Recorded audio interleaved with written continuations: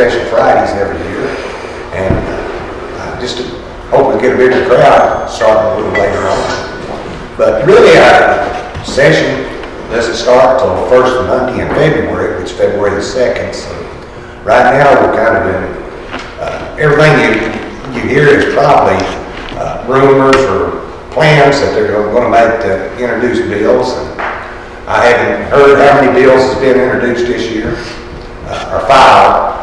They haven't been any of them introduced yet until they go through the committee process. But one of the most interesting ones I heard about the other day was that they want to make it illegal to wear a hoodie in public. And I can see a bunch of these oil field workers coming in with their coveralls on, their hoodies on, and everything, getting a cup of coffee while they're filling up their truck. I can see them obeying that law. But you know, there'll be lots of law like that comes up that won't ever get a hearing. But I look forward to this session. I think it's going to be kind of exciting with the budget and everything. And it's such a short $300 million shortfall so far. I think somewhere along in there to balance those budgets. And of course, they're wanting to fund a lot of new things. Of course, the troopers' pay raise took effect today, and we're real proud of that. They deserve a raise. The teachers' pay raise, they're still talking about that, and I hope that takes effect this year in some way. I don't know how they'll go about funding it completely, but they're sure wanting to get it funded this year. And of course, then you go to the prison system, the Department of Corrections, they're in a bad financial situation. So it's going to be real interesting trying to get everything balanced and budgeted out this year. But again, thank you all for coming. I turn it over to Steve or Senator Thompson. Well, I guess I'll go next. Well, I sure missed the other Senator Rocker.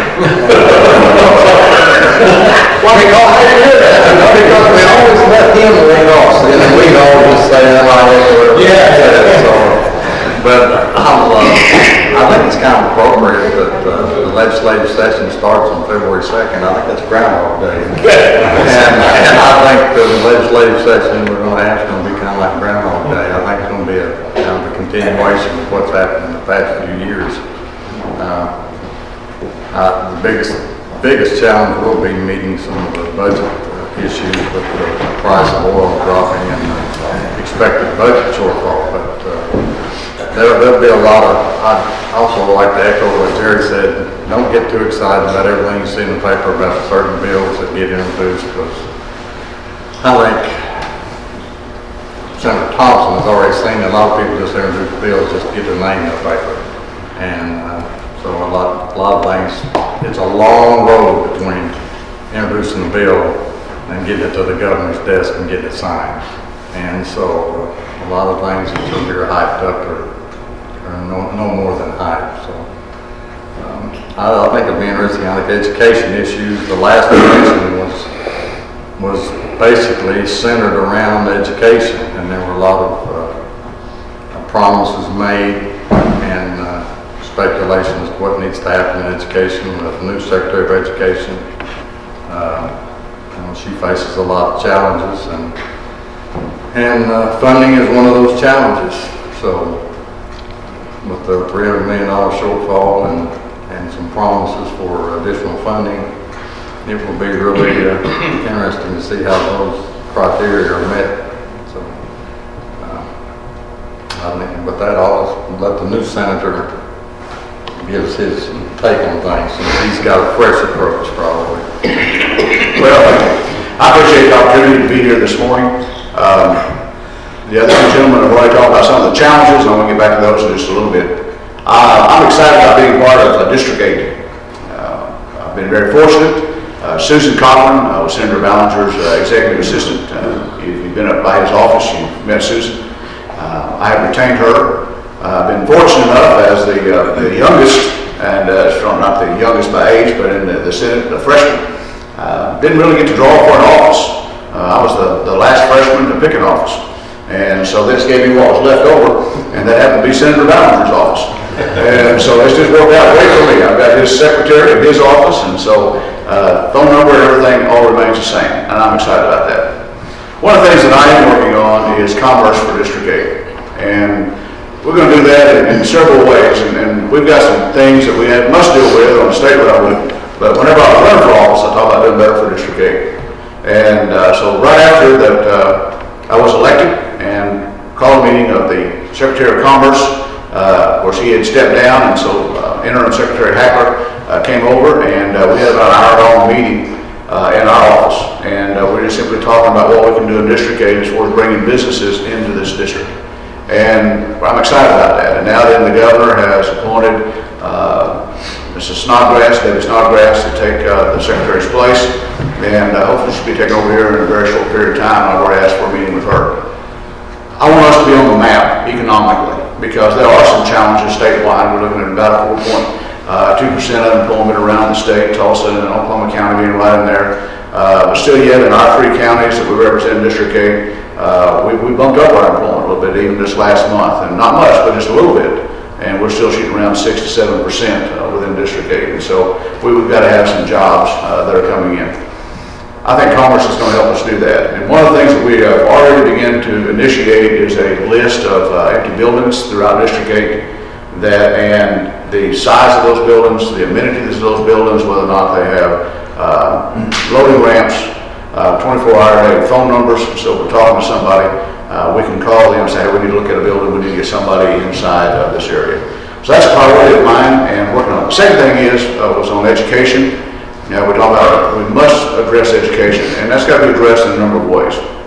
We do have a shortfall. There's $230 million that I understand that we're a little bit short from what we had last year. We're going to be looking at about a $6.9 billion budget. The teachers are all wanting raises, and I agree with both Representative Copeland and Shoemate that we need to look at paying our teachers a little bit more. We're challenged on that. The number's been thrown out at $2,500, giving every teacher a $2,500 a year raise.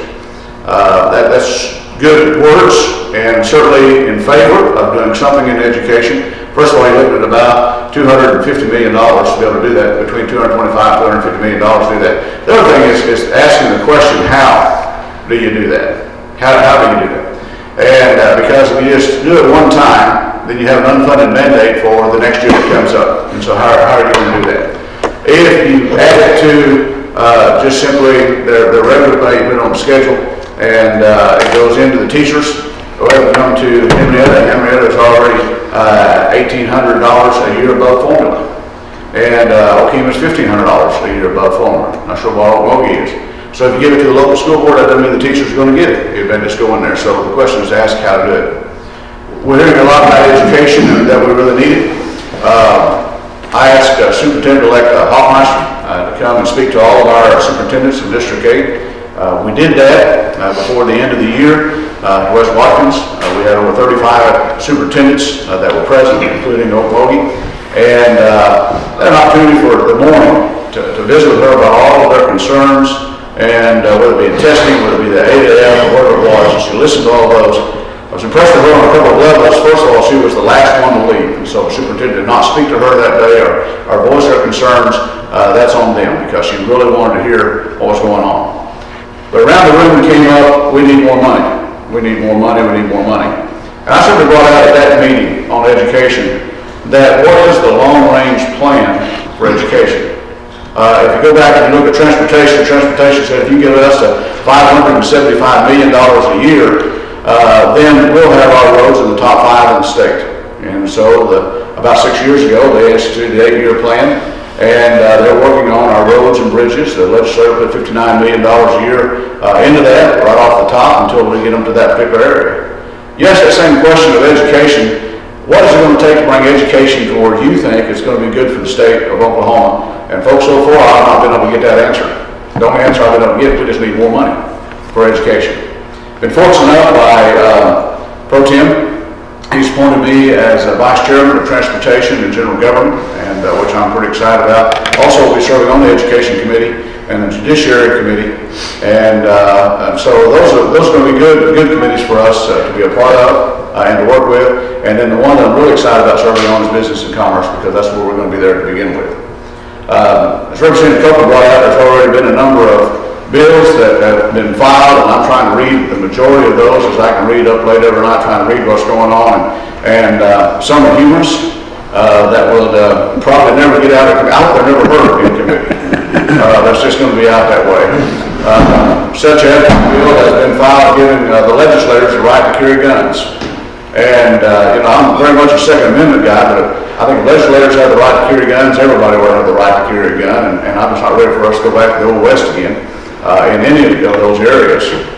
But at the same time, if we look at it, they talk about security for the legislators at the Capitol. It's a very secure place, I believe, already. And the Capitol, if we had somebody overrun the Capitol and hold all the legislators hostage, there's nobody in the state of Oklahoma that'd pay a dime for it. So I don't know what the problem is there. The second thing is that Oklahoma City is not the seat of government, the people are the seat of government. So I don't look for that to get any traction. Another bill has been filed on texting and driving that I don't see a lot of traction, talking to folks where that's going to go to. The main issue that we've been talking about on the Senate side and that we're going to tour, and I'll be there next Tuesday touring the Cultural Center. That is still about $80 million short of being finished in Oklahoma City. And they're wanting the legislators to come up with $40 million for that, and private donations $40 million to finish that. And throughout District 8, you might have other opinions, I'm just interested to listen to. Throughout District 8, people I talk to, there's not much appetite in District 8 that's talked to me yet for us to spend $40 million and more on the Native American Cultural Center. Oklahoma City wants it back, and they can finish it and go that direction. So, in the new kid on the block, I feel privileged working with these two guys over here. Steve and I have been friends a long time, and I've not known Representative Shoemate that long, but Steve and I have been friends a long time. And I think we both share, even though we come from two different parties, we share a love for this district, and we are committed to work together to make District 8 a better place. Some things are going to happen at the Capitol that's kind of outside our control, but if we can help this district, that's what we want to be involved in. And again, thank you for being here. All right. All right, we will open up the floor for any questions for the delegation. $300 million shortfall, and you need another $250 million for education. I guess that means y'all cut taxes again. Well, it's very, very interesting. I think they were premature, and I've already made that comment. They were premature in kicking that in. We don't even know until February at the end exactly what we're going to be looking at. Representative Copeland brought out a few moments ago on the production tax. And of course, even in the financial report that was put out this last month, our oil production is counting, I think, for about 45% some of our revenue that's coming into the state. So we don't even know where we are involved in that. I think it's premature to jump on that. We've also got the capital that's going to be underneath there. They're looking at $25 million for the outside. My opinion, and that's all that it is, I don't think $120 million will touch the restoration of that capital. My research and reading, most capitals who've gone through that has been double that or a little bit more, between $240 and $270 million to be looking at. I like what Arthur Jones is saying, that we need to get real in our budget, and that we need to make sure that we're not just taking money like they did last year out of some OLAP funds, get their hands slapped and have to put it back. Representative Copeland's used the terminology a number of years, our budget smoke and mirrors, and I think it's correct. I think we're going to have to look at our actual money, what we have actually to spend, and live within those. I have asked for the folks from the general management and budget. I've already met with them on one occasion. And of course, working on the general government's committee and as well as transportation, I've already requested all the budgets from last year, which I have, and going over those, I've asked for an exact expenditure of all those different departments of what they spent, and just so that we can see exactly what we are spending, what we actually need to be able to run government. We need to live within our means. That's what we are as a state. The direct question for us, I'm concerned, would I support another tax cut at this time? Answer is no. We've got to fund government, we've got to fund our general services where we are. Does your shortfall include the reduction in the oil price? I mean, in coming up with your shortfall, what price did you use to kind of estimate what your production tax would be? Do you have any idea? I mean, when they estimated when the original estimate came out, it was based on roughly $85, $88. okay. So that's where they came up with how they got the budget. And the shortfall is the determination of what the price is in the high 50s or whatever it is now. So that accounts for most of the shortfall? That is the majority of the shortfall. Income taxes and business taxes have actually shown blue in improvement. I mean, that's where it really bothers me to start keep talking about cutting the income tax and doing away with it. The income tax is one of the chief ways the state gets money, and it's of course it's related to the economy. If people do better, you pay more income taxes.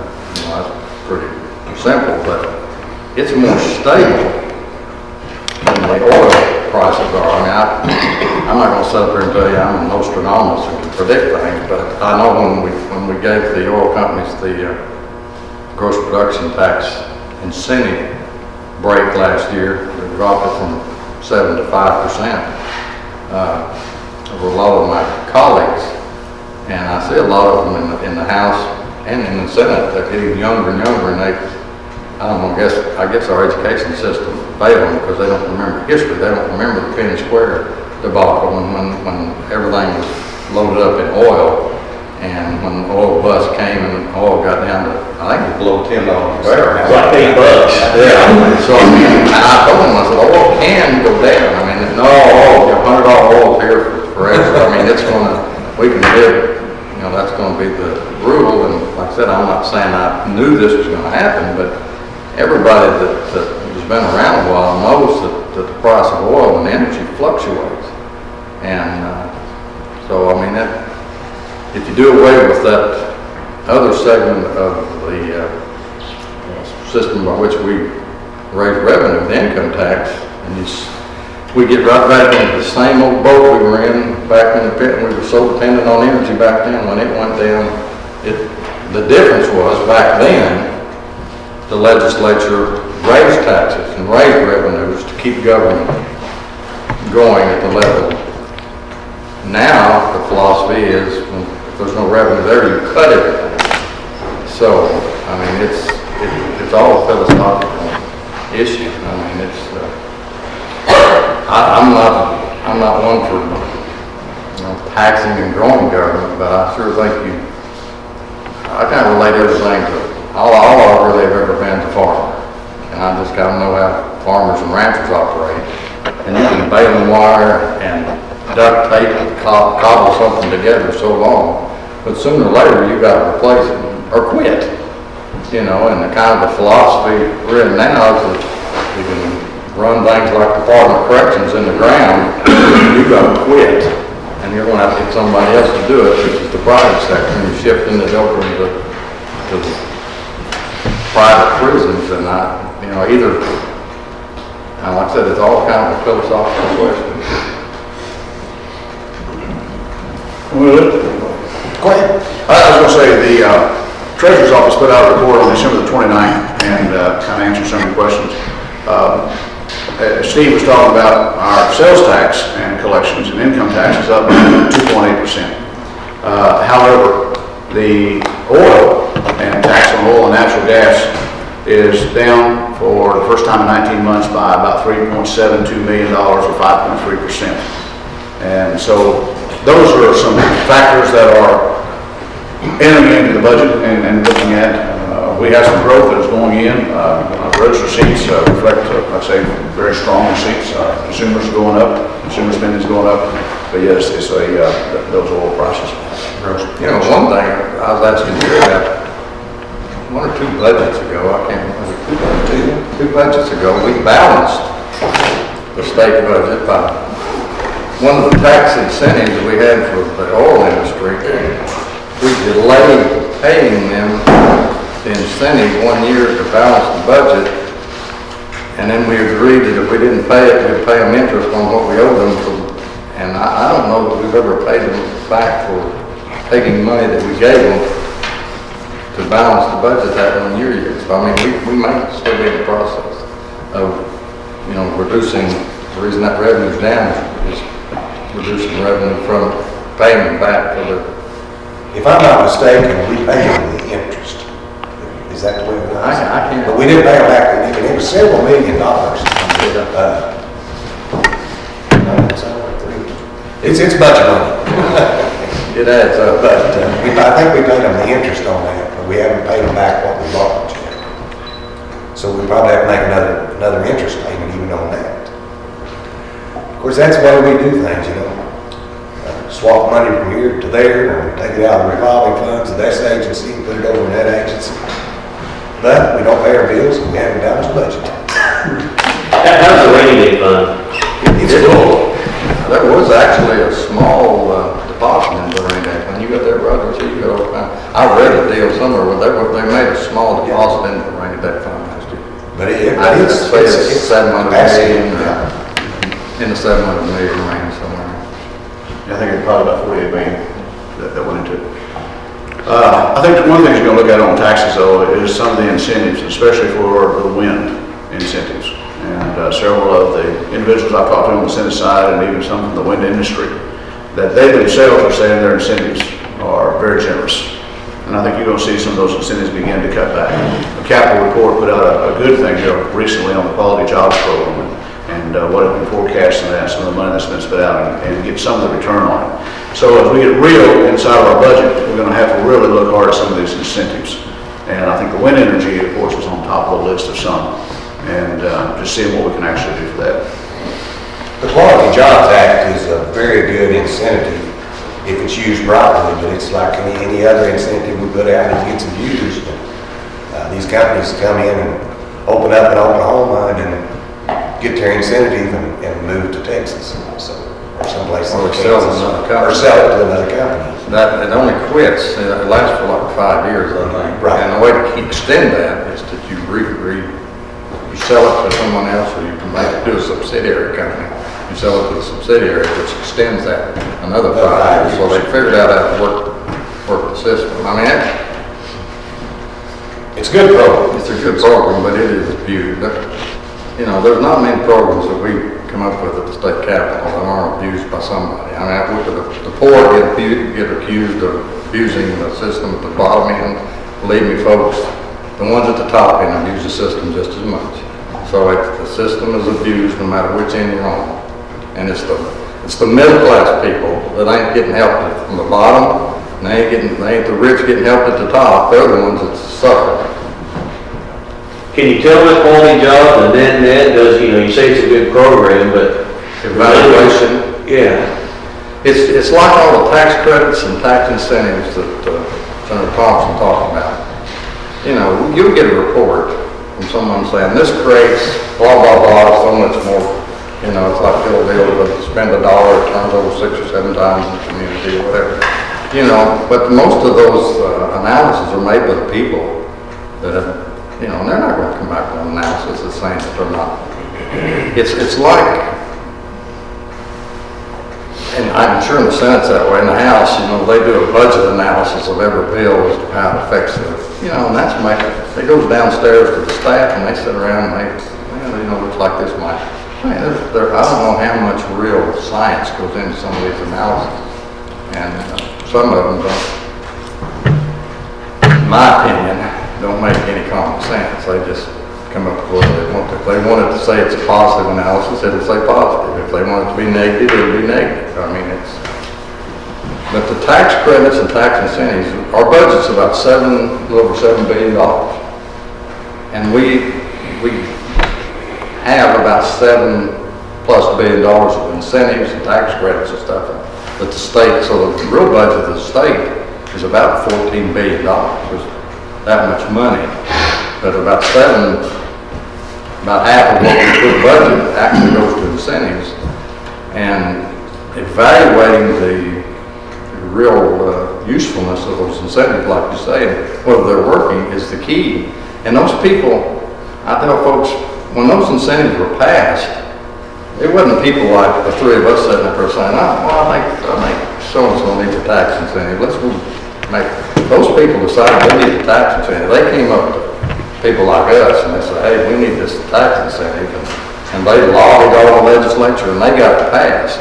And when you go talk about cutting those incentives, those same people are going to come out, like the oil industry, they're going to come out of the woodwork and they're going to make sure that they lobby and keep those incentives. They're not as easy to just say, hey, this one's not working, we're going to take it away, and it's done. I mean, it's a dogfight to take anything away. There's been a few that we've removed, but it's been very few, and most of them. They amount to about $20 million.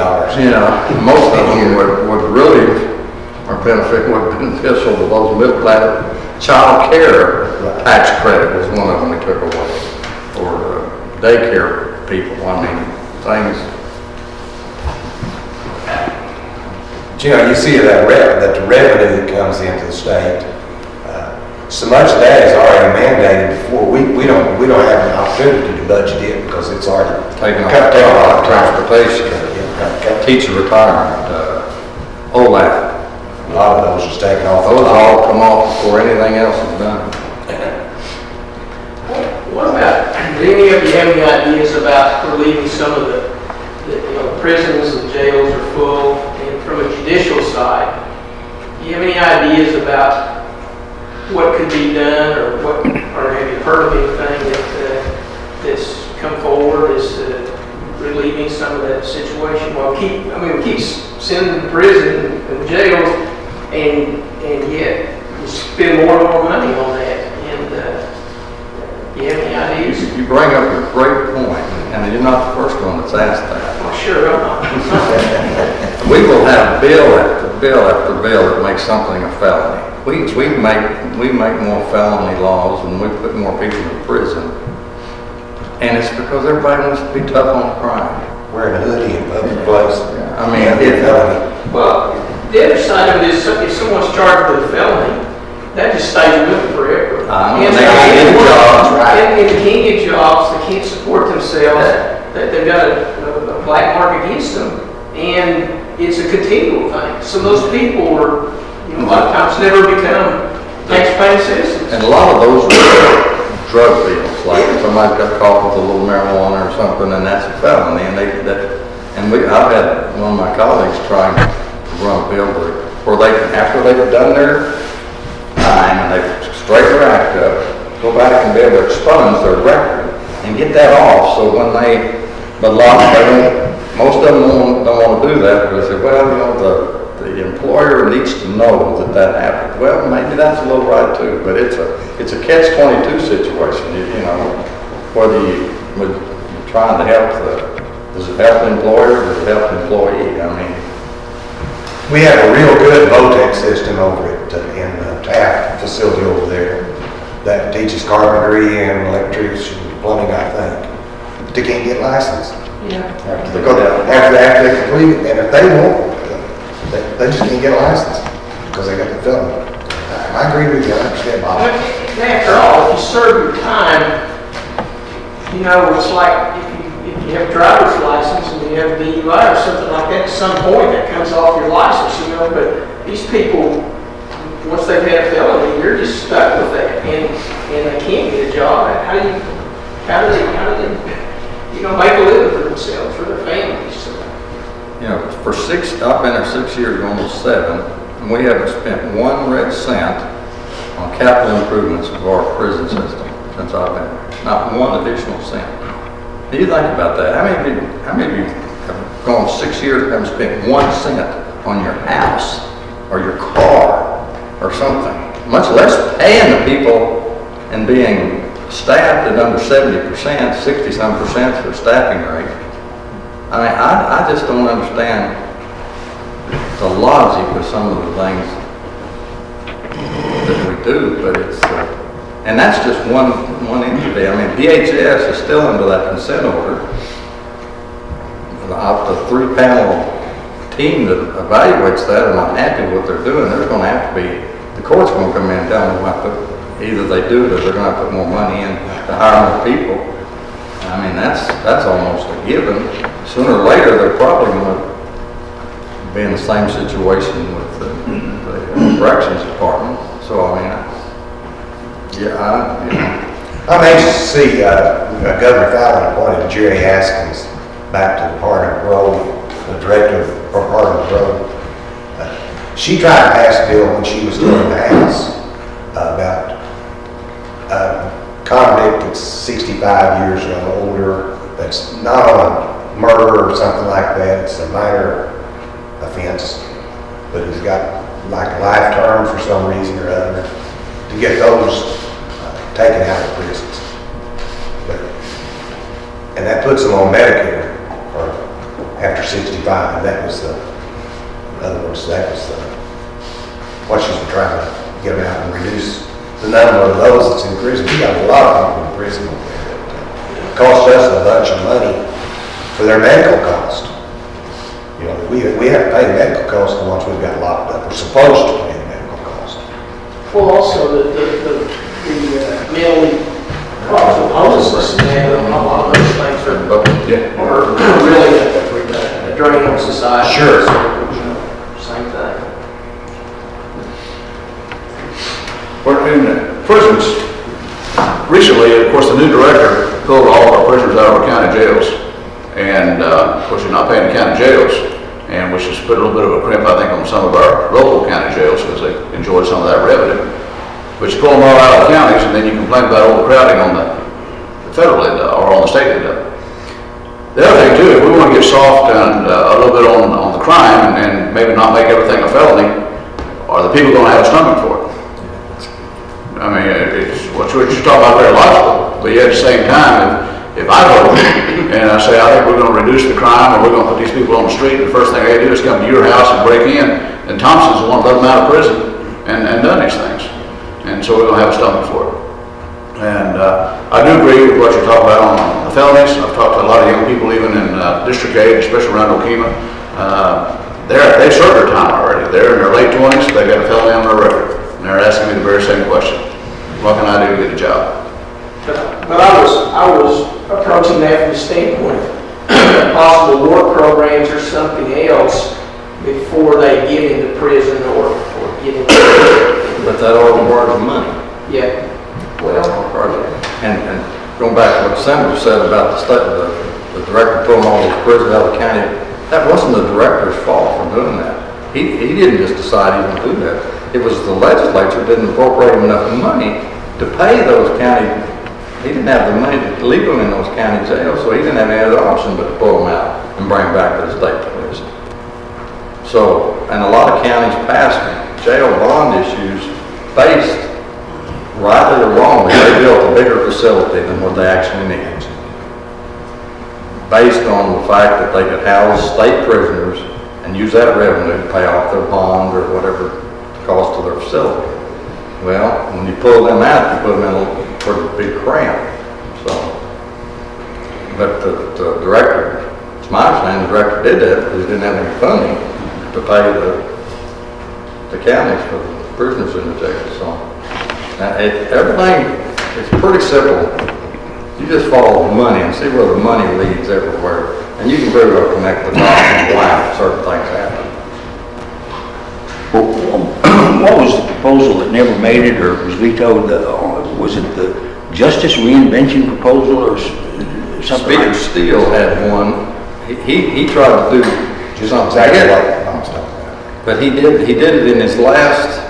He was speaking his last 2-year term, and he did get it passed. And I don't think the governor signed it, or maybe she signed it, but they never did implement it. I mean, it was in his last year, and then nobody really wanted to. So is it a dead issue unless it comes up again? Well, unless you implement it, it's pretty dead. Yeah. I don't know if it's ever repealed. I'm trying to figure it out. I think remember how that found out, but the Speaker Steele resigned off of the committee that was supposed to oversee that. And I don't think it ever got, maybe the governor vetoed it. But I know Speaker Steele resigned. But it, Not from the Speaker's office, but from that committee that was supposed to oversee that. I think it was mirrored something they did in Texas or something. Well, you know, Okmulgee's in that same situation where we passed a bond issue for an expansion of our county jail. And I think the question has come up is, are we going to be able to justify and pay off those bonds if we're not going to have all those state prisoners? So I think there's 7 county jails in the state that they still have some type of a agreement with, and I think Okmulgee is one of them. But I'm not. Don't hold me to that. I read that somewhere, heard it somewhere. Boy, you have a question? Well, we got a different thing here, a lot of kind of bring up to you guys to keep an eye out for. the state of Oklahoma has already implemented a portion of Complete College America. It's a federal program, whatever. Dr. Pat can talk a lot more about it. But one of the devastating effects it has, and I've seen it already with some of my colleagues in New Mexico and Texas, is reducing the associate degree to no more than 61 credit hours. So programs are similar to our diesel programs, our natural gas compression programs in New Mexico have gone from a typical of around 80 hours to 61 hours. And So you have to have a degree within 61 hours. the degree cannot be any larger than 61 hours. So in my programs in diesel and natural gas compression, they're sitting at 89 hours right now. I can remove 3 classes that are not required for the degree for general education: a business class, a psychology or ethics class, and one of the English classes, because they really don't need to write anything. They're mechanics, right? We're talking When they give you a bill for, $10,000, $15,000 for working on your equipment, you really, they just wrote it on their family and fixed it. It's like that, right? You don't want to look like one of the Chinese deals you read that all works in this spell, right? Well, so that'll take you down to 80 hours, which means that to get down to the 61 hours, I'm going to have to remove 6 or 7 of the technical classes, which is going to leave these students completely unprepared for the technical work that they have to do. It would give them their basic electricity, their basic hydraulics, their basic engines, but it would cut out every one of the diagnostic classes. What's the reason for that? Why are they Well, doing it? as I understand it, the reason kind of makes sense if you're thinking about a transfer degree, an associate science degree, where you're getting your junior college, 2 years of your junior college, and then transfer to 2 years of your, research center, or 4-year college, whatever. But our students don't do that. Our students get their degree And go to work. and go to work. And so far as we've talked to advisory committees, this is scaring them to death. They don't need partially prepared technicians. Well, I assume there's money connected to this program. I don't know. I'm sure there is, but I don't know about it as much as I should, but I know that it's already happened in Texas and New Mexico with some of my colleagues there. Basically, what their students have to do now to get the degree that they were before, or get all the training that they were before, they've got to go back and get a second degree. And so it is really, it leaves them very unprepared for the workforce with just the 61 credit hours. Sounds like an issue for Congress. That's got to be a federal program, and it's got to It be is a something. federal program, but the states are adopting the federal program. And I don't know what strings are attached to it. Money tied to it to form the. Yeah. That's So the I just hammer. wanted you to be aware and take a look at that. There's a way to create an exception for technical colleges that aren't just a 2-year, transfer degree. Right. Along that, I just heard this on the news, and I don't know if it's the same thing or not, but they were saying that if you get a 4-year degree, you should only take 121 hours. Anything over that, they're going to charge you more for taking other classes. So a lot of students will start school, change degrees, have to continue, and they'll end up with 135 credit hours. But the difference between 135 and 121, they're going to be charged more for those classes. And that's what they're talking about. I don't know if it's tied into the same thing or not, but I know a lot of freshmen do not know what they want to do when they first get to college. One of my kids took 6 years to get out. Seniors, when I was there, didn't know what they wanted to do.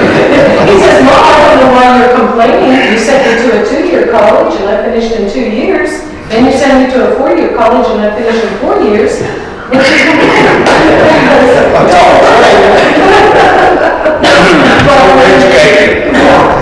I mean, there's a lot of students that will not know what they're doing when they first go in, but sooner or later they figure it out, but they should because it's not in the right area. We do the same thing. If I understand some of the thought behind it, you know, getting more degrees out there, because again, we like to look at statistics, and if we have more Oklahoma people with degrees, then supposedly we'll make more money here in Oklahoma. So if we cut the degrees down to 61 hours instead of 89 hours, then we'll get more degrees. That's logical, isn't it? Yeah. So, but it doesn't make sense when we're looking at trying to have people trained to go into the businesses that they do from OSU, Institute of Technology.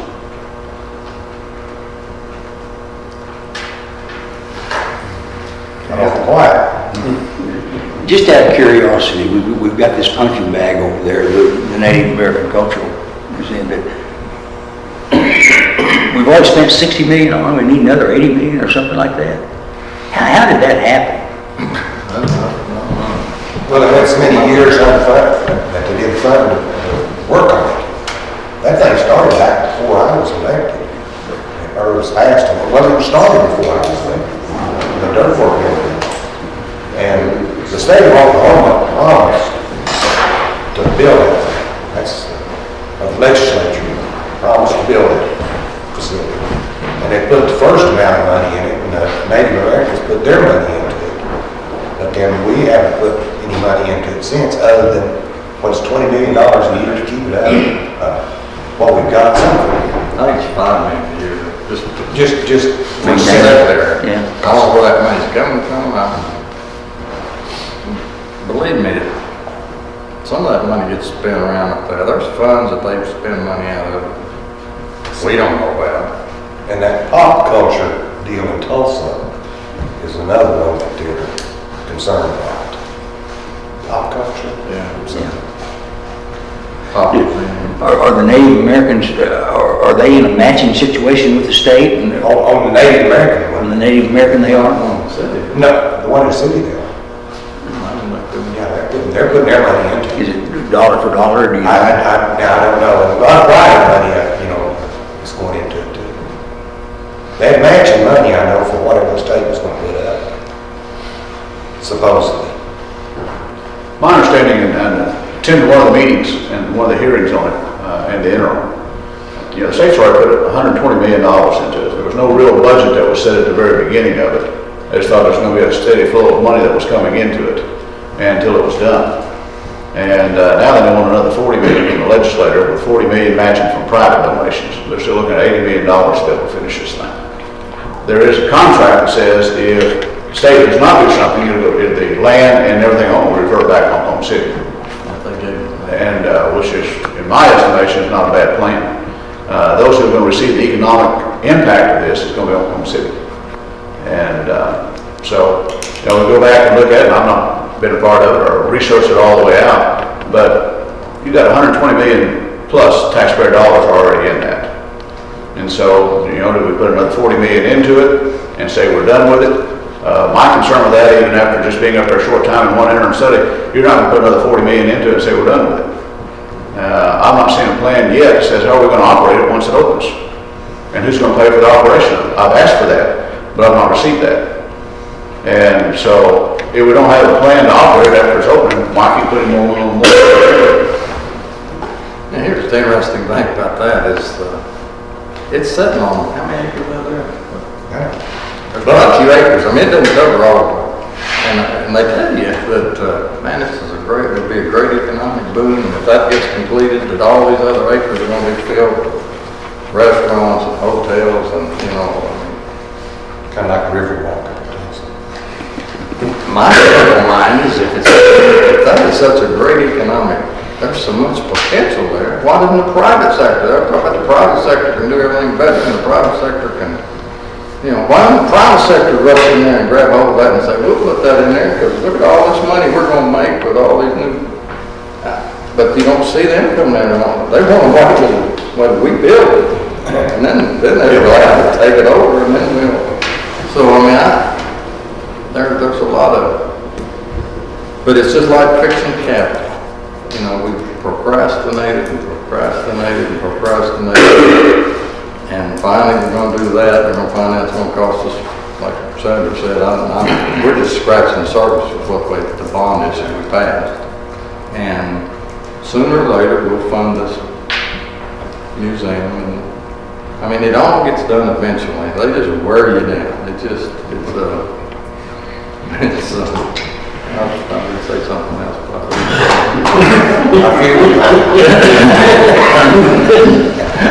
I don't have balance here. I have used the term policy one time. But not good. Except for claiming that. That's about 2 years ago. I'm not going to use that.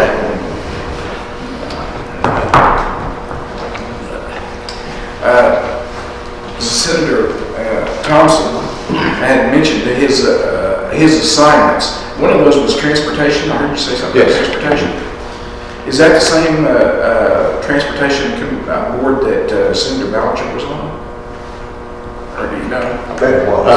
Yeah, it's transportation. There's a lot of the ODOT office over at Skokie recently had a meeting regarding upcoming projects here in Okmulgee. They're going to be spending a lot of money in Okmulgee County, and one of those is the Preston cutoff. And there's been a lot of accidents there, a lot of people killed. Do you know anything about that? I met in my office with some folks in ODOT, and they gave me a folder of all their programs they're working on. That folder is still on my desk. We went over some things that's happening in Okmulgee, but I cannot speak directly to that. I do have that information. Well, now, did they put some new signs there? Yeah, they got some flashing signs. Yeah, we have flashing yield signs, flashing stop signs. I mean, we're looking into, I'm not a commissioner, so we're looking into, That's John. we're looking into the best economically way to fix that as good as you can, you know. Best way is to dig it out, but it's just not cost effective. So we're doing a lot of studying, figuring J-turns, looking at things, probably never be anything that everybody wanted, just trying to make it's a lot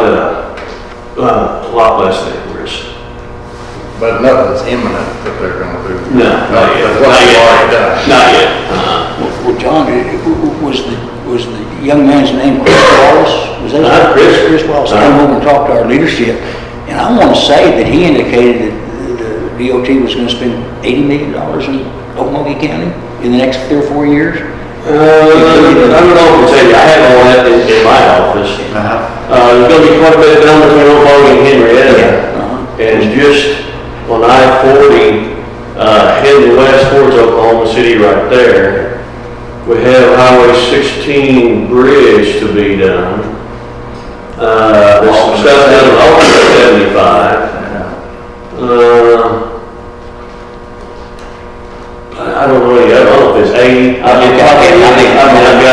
just remember it was a lot of money. But there's, like I say, several of the bridges between here and Henrietta, and actually where you just temporarily resurfaced a bunch of that, will be completely redone, a section of it 7 years from now or something. It's an 8-year plan. John, was there a conversation about the turn lane there at Graybill Road and Morris Highway? I have not heard anything. No.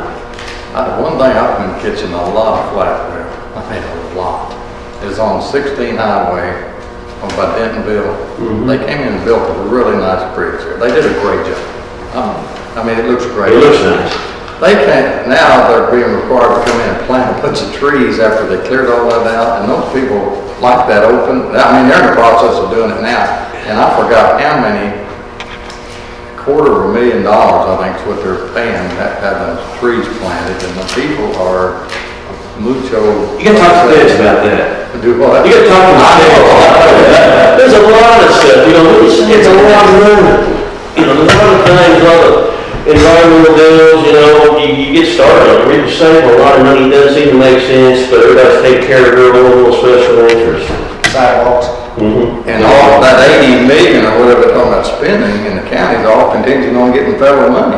But that's saying that federal money is going to keep flowing to the state. I mean, we talk about a lot of the state money that we're putting in transportation. It's a drop in the bucket of what we spend on roads and stuff. If it wasn't for the federal money coming in, you know, we just match them a little bit so they'll help us do the big stuff. You know, it's, That's why we pay a lot of federal taxes. Yes, but, yeah, transportation isn't much needed, just like everything, just like the school, just like the public you know, the jails, we're figuring out how to keep people out of jails, how to get them back to work. I mean, there's so many needs in the state, same for every state. transportation, we know that because we see that on top of the ground. We drive that every day. I'll tell you what's a ticking time bomb is our infrastructure in these small communities, our sewer and water treatment plants. That is a ticking time bomb that nobody's addressing. We cut DEQ $10 million last year. $1 million. Was it 21%? 21%, whatever. I mean, and these little communities like Dustin, I mean, they can't afford to do that. They have to have money from DEQ or the Water Resources Board to fund these things. And then we just keep cutting them and cutting them and cutting them. And, you know, sooner or later, it's going to have to be fixed. It's just, but we see the roads because they're on top of the ground. We drive over them every day and the roads are bad, you know, but we don't see everything that's under the ground. And it's all deteriorating just like everything above the ground, but we just don't see it until the hammer falls, and it will one of these days. It is, I mean, it is falling, it's just, we're just patching, just patch. Boy, I would say I've already run on my resolution. I'll be optimistic for